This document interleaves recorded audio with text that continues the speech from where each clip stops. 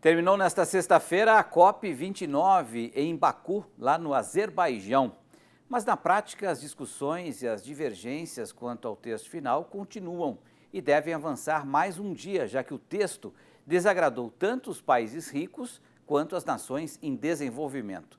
Também não há menção ao valor do Fundo Internacional, que deve entrar em vigor em 2025.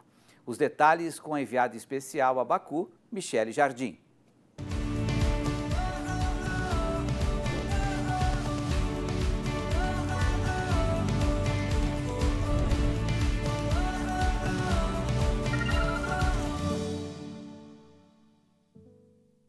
A COP29 termina nesta sexta-feira em Baku, no Azerbaijão, sem um acordo sobre o financiamento climático. A questão do financiamento vai ser discutida no Brasil, onde acontece a COP30. A principal pauta dessa COP vai tentar chegar a um consenso entre os países sobre o valor, as formas de transferência e a transparência necessária para enfrentar as mudanças climáticas e o aquecimento global. Esses recursos eles seriam destinados a financiar a transição energética em países em desenvolvimento e apoiar a adaptação e a mitigação dos danos causados pelas mudanças climáticas. Esses pontos são desdobramentos do Acordo de Paris assinado em 2015.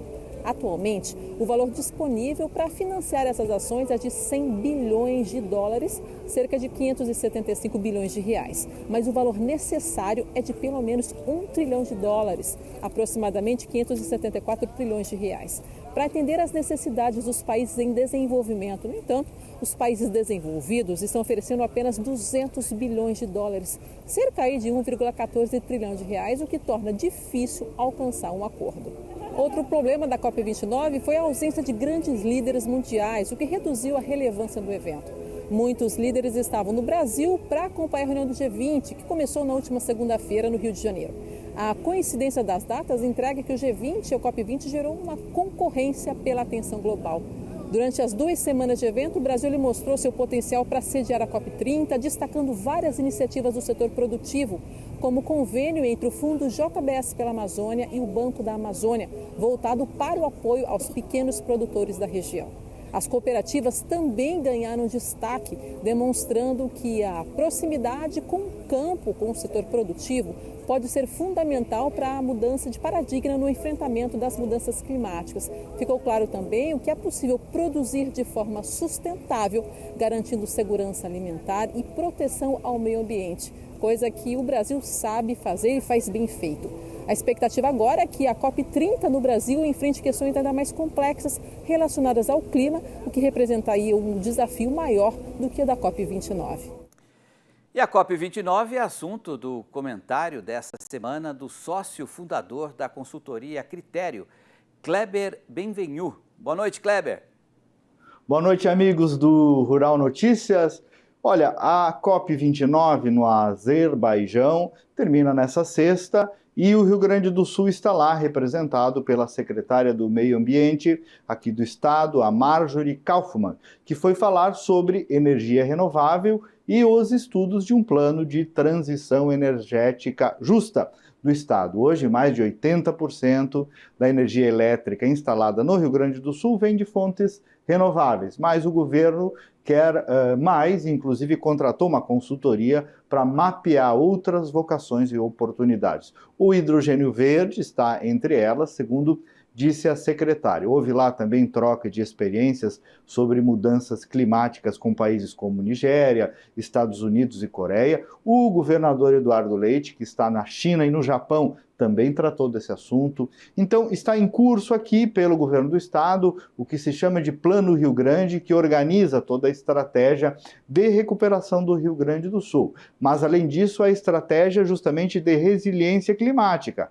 Tem por trás ainda uma estratégia de comunicação nisso também. O Rio Grande do Sul não quer ser lembrado pela tragédia, mas sim pelo plano de recuperação que seja exemplar, principalmente na prevenção para a nova realidade climática.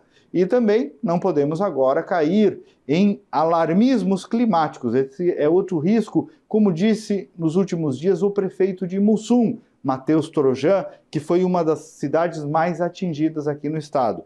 Anunciou-se aí uma chuva nos últimos dias como se fosse um viés de grande perigo, e não era o caso. Chuva é bom para a agricultura, disse ele, e para o equilíbrio da natureza. Não vamos esquecer disso, não podemos demonizar ou criar um clima de pânico sempre que se anuncia uma chuva, porque isso não ajuda a ter paz nas nossas cidades. É importante o alerta do prefeito. No que cabe ao agro, o Plano Rio Grande aposta na agricultura de baixo carbono, com técnicas muito conhecidas pelo produtor brasileiro já, como o plantio direto, mas que deve ganhar mais incentivos nessa proposta. A irrigação também está nos planos de investimentos do governo para driblar os períodos de seca e garantir a segurança alimentar. Temos ainda a questão da produção de fertilizantes, que somos importadores em quase sua totalidade.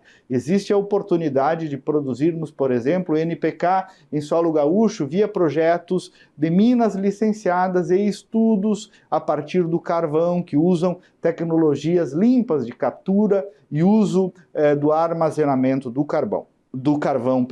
O Rio Grande do Sul tem uma grande riqueza mineral e esse assunto não pode ser olhado com preconceito, ao contrário, precisa ser olhado como uma oportunidade de transição energética. O financiamento climático que está sendo tratado na COP em Baku, poderá ajudar o Rio Grande do Sul justamente no desenvolvimento e implementação desses projetos para fortalecer o uso desse patrimônio mineral gaúcho, acelerando a reconstrução do Rio Grande do Sul. O financiamento climático, ou seja, os recursos dos países desenvolvidos do norte global, contemplando os países em desenvolvimento do sul global, como o Brasil, é um compromisso já assumido desde 2009 na COP de Copenhague, que foi ratificado em 2015 em Paris e nunca foi cumprido. Esperamos então que agora isso ocorra, inclusive com um aumento de valores, e que possamos usar esses recursos